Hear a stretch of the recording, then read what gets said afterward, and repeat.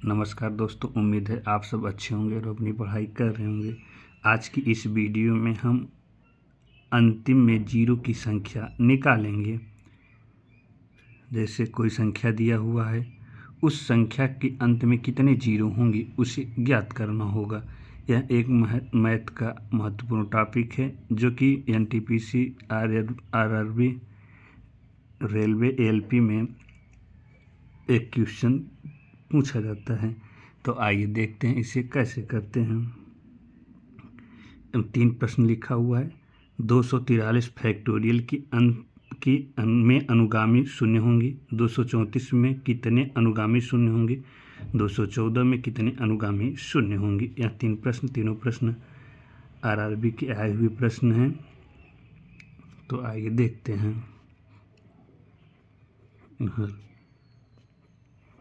पहले क्वेश्चन को हल करते हैं। इसमें संख्या दिया हुआ है 243 फैक्टोरियल।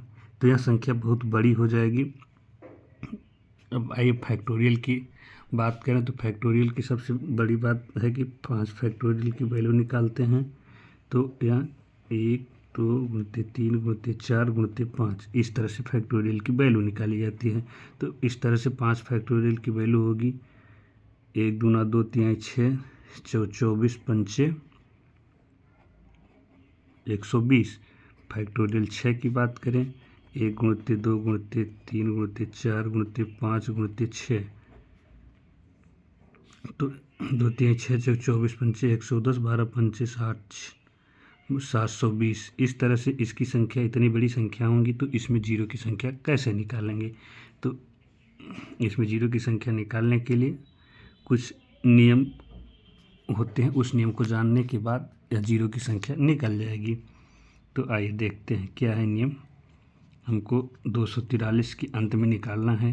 तो इसमें हमें सबसे पहले निकालने के लिए संख्या के लिख लेंगे और 5 से भाग देंगे, क्योंकि 5 और 2 के ही मल्टीप्लाई से जीरो आता है। तो अब भाग देने पर हमको कितना बचेगा, भाग जैसे होता है उसी तरीके से कर लेते हैं।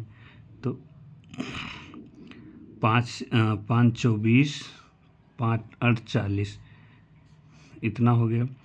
अब पुनः 5 से भाग देंगे, 5 9 45, पुनः 5 से भाग देंगे 1, जो यानी जो भागफल आता जाएगा उसको 5 से भाग देते जाएंगे। अब जैसे कि इसमें भाग देने पर प्राप्त हुआ 48 और इसके बाद भाग देने पर प्राप्त हुआ 9, फिर इसके बाद 1 प्राप्त हुआ। तो 48 10 58। अंत में जो जीरो की संख्या होगी 58 होगा। अब आप सोच रहे होंगे कि 48 9 इसमें से कहाँ से आ गया।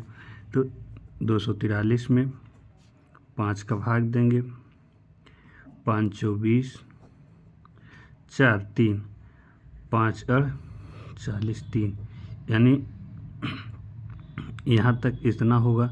लेकिन अब तक 48 संख्याएँ 48 तक बची हुई है। तो 48 तक फिर ज्ञात करेंगे, फिर हमको 9 प्राप्त होगा तो 9 से निकाल लेंगे। इस तरीके से इसमें शून्य की संख्या 58 होगी।